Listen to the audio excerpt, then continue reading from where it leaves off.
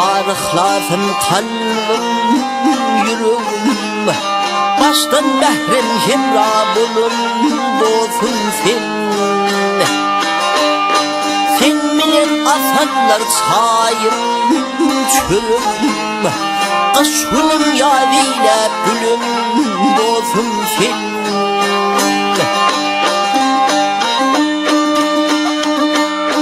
Sen bilen bir kuşak berdim ilimi, kovulurdum görür gözüm ilimi.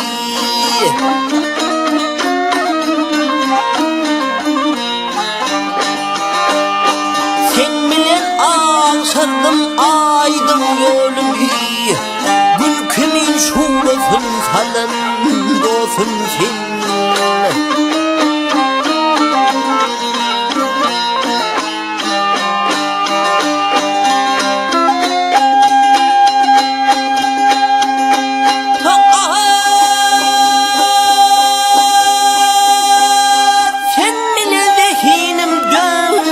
Almalı yaltanlık gün bolup gitti gelmedi. Yaltanlık gün bolup gitti gelmedi. Sen bilen nur çayar ay hem yıllara, şerişte himayet kılan dostum sen.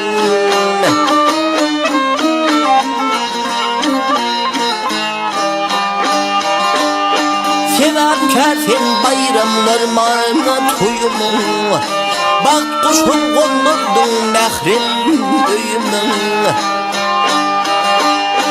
Dostumun meyde ben ömrüm boyunu, her işte himayet kılan dostum sen.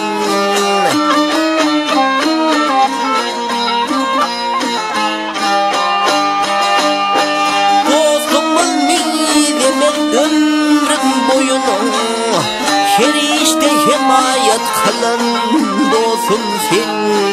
Halal rahmet adın alın dostum sen.